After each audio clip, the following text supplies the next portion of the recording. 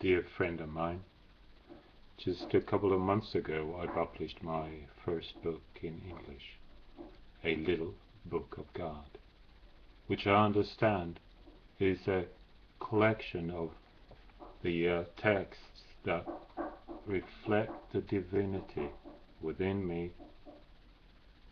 And when I understand that the same divinity exists within you, because we all share the same source, then I also understand that these little texts in this little book can also awaken the same divinity in you as they awakened the divinity in me when I wrote them and when I read them.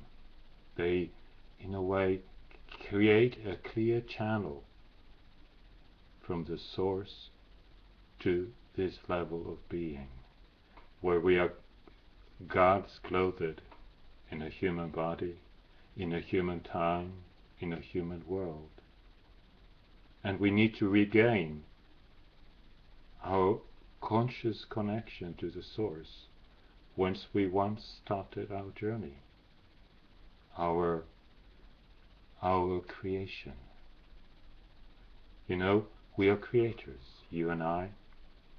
We are God's answer to the first ever question, who am I? You and I, we're both answers to this vast question of what is God, who is God? And whatever we answer is a truth in God. Whatever goes in God. You know, whatever you've ever done, you've always been loved. You've always been carried, embraced by God's love. So have I.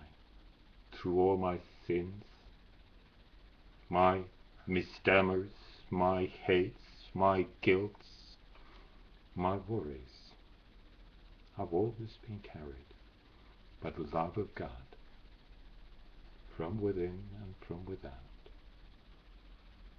And that's the same love that exists in you, has always existed in you.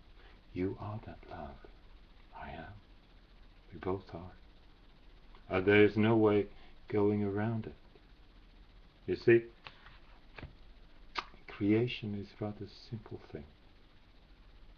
Remember the circle, the ultimate first symbol of oneness of God, which is, you can see in my second book, which is called Just a Thought. There's the circle, and that is the oneness, that is the wholeness of all creation. And that circle is also God, the background of all that is. And that background, in the beginning of time, that background just existed as a potential, full of potentials, full of answers to the first question that it asked. And when it asked the first question, its focus turned into itself and created its first children, you and me, the sparks of life, that have since gone round and round within the vastness of God, giving answers to what God is, what God can be. But you know, even though we made up an illusion that we somehow got outside of this divinity, we never did. It's just our own illusion. And being such powerful creators, that illusion created its own reality. We have felt so, and we have created the world according to that illusion, that we somehow been able to get outside of God's love for its own children. We never did. That's our common misery.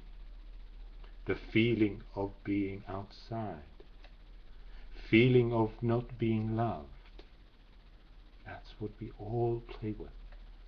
That's from where we all create our worlds, until the moment when we remember that we never ever got outside of God, God's love, God's reality. You see?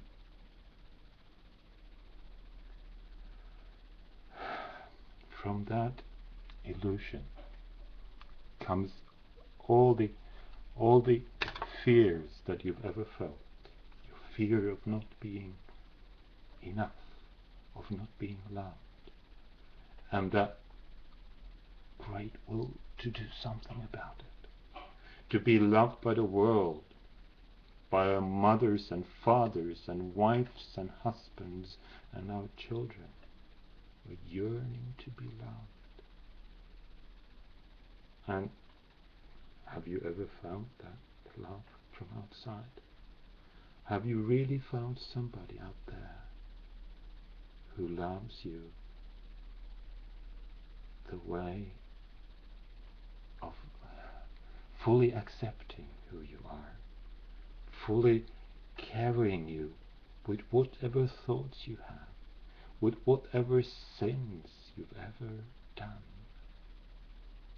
No, you haven't. There's nobody out there. Not even me to you or you to me. No, there isn't. That love is God's love for us. We need an end to our miseries, to our guilt, our sorrows, our past. You see, we're divine beings, and we just keep on recycling our past. It hangs around us as shadows of the past. And whenever we see something that reminds us of the past, we re-engage all that old stuff and create that old stuff, that old reality again. We never get to have new worlds, new realities, new love, as long as we keep on recirculating the old, the past, the traumas of the past. They all need to end. In you and in me. Yeah. I'm not above it. I'm right within it, right within God, with you, finding ways to dismantle this past that has run my life for far too long. When our hearts beat the same rhythm, beat the rhythm of life, when our hearts receive the rhythm of life, express it, that's the moment of life, this forever now, where time is the thing, or we call the development of the forever now, we call time. When the forever now renews itself, recreates itself, we call it time.